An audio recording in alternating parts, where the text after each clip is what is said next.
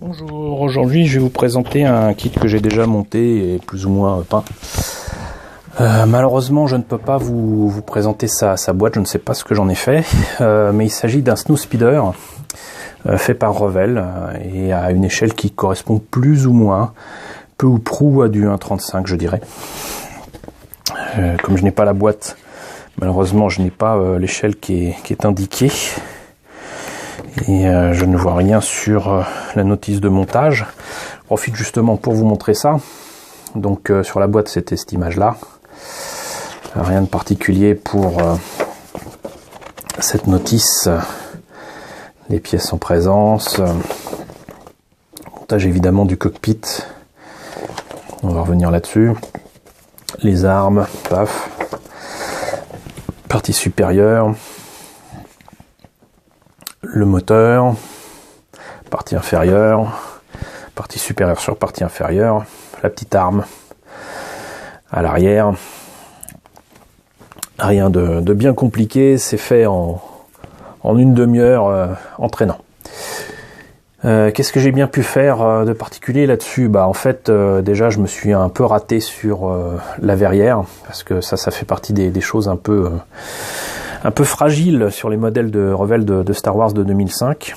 J'ai essayé de rattraper le coup ici avec de la putty. J'ai pas reponcé ou j'ai pas repeint, mais bon, j'ai oublié que la putty avec de l'acétone éventuellement ça pouvait opacifier tout ça. Ça n'a pas, comment dirais-je, ça s'est pas gêné pour le faire. Le truc aussi, c'est que normalement j'aurais dû modifier ça, parce que ce détail là n'est pas du tout dans le modèle de tournage. Même si ça permet éventuellement d'ouvrir la verrière, de la tenir comme ça, ça n'est pas du tout un détail qui apparaît dans le film, dans le modèle de tournage. J'en profite d'ailleurs pour montrer qu'il y a là des détails poulpesques sur le cockpit que je ne comprends pas. Ça n'est pas sur le modèle de tournage, ça n'est pas sur les photos, ça ne correspond à rien. Je ne sais pas supposer, j'arrive pas à comprendre ce que c'est. En tout cas, c'est très moche. Et c'est des détails qui apparaissent aussi sur la petite version que j'estime être à peu près au 1,48. Les personnages, j'arrive pas à les enlever. Les personnages, les pilotes qui sont là-dedans sont un peu grossiers mais sont pré-peints.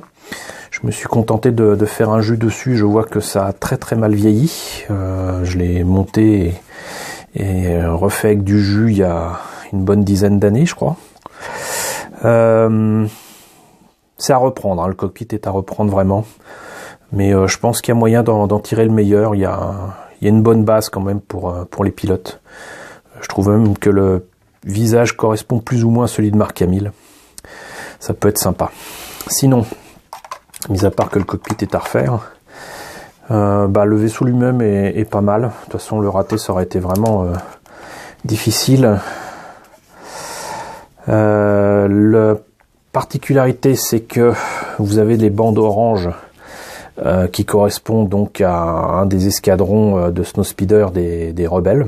Il y en a un qui est affilié, je crois, à Wedge, qui est un des survivants de la bataille de Yavin. Et il faut savoir en fait que le snowspeeder de Luke n'a pas de marquage du tout comme ça, il est entièrement gris. Donc là, ça serait pas, a priori, ça serait pas celui de Luke. Voilà.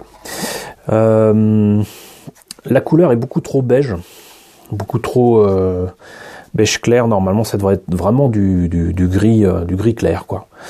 Donc j'avais mis un jus marron, ça a accentué le côté beige. Moi j'aime bien, mais ça correspond pas à ce qu'on voit dans le film. C'est pas suffisamment rentré dans les creux. Je pense qu'à l'époque je testais cette nouvelle méthode des jus. C'est pas très concluant selon moi.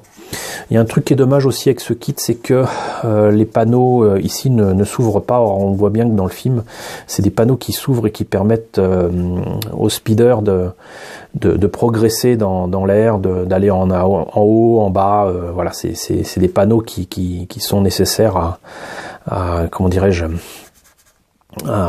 au fait de voler, quoi. Le canon est bien évidemment beaucoup trop fragile, mais ça, on l'aurait vite deviné. Et Je comprends pas non plus pourquoi les pièces ici avec les pistons sont aussi grossiers, c'est-à-dire que normalement c'est des pistons normaux et puis là c'est une grosse pièce derrière. Ça permet d'avoir quelque chose de très solide qui tient bien, mais ça c'est digne d'un jouet quoi, pas d'une maquette. Là, ce qui est en dessous, voilà, ça n'a guère d'intérêt. Et voilà ce que ça donne. Il y a aussi parfois des comment dirais-je, des détails inexistants, mais bon déjà. Là, vous voyez, avec le noir que j'ai mis ici, contrairement au-dessus, ça rentre bien dans les creux et les détails sont en creux et là sont fins. C'est-à-dire que le travail est fait à moitié comme souvent. Il y a des détails, ils sont fins, ils sont là, mais c'est en dessous. C'est pas là qu'on voulait les voir, c'est plutôt là quoi. Et puis le cockpit encore une fois est raté. Donc une maquette que je vais avoir plaisir à reprendre maintenant que j'ai remis la main dessus et que je vous présenterai à l'occasion. C'était rapidement pour vous montrer un petit peu ce que donnait ce modèle de Snowspeeder de Revell dont je n'ai plus la boîte. Voilà, j'en suis désolé. À l'occasion, je vous montrerai aussi la petite version de l'EasyKit Pocket, puisque là il s'agit de la collection EasyKit tout court. Et puis un de ces quatre, je verrai aussi si j'arrive à les enlever.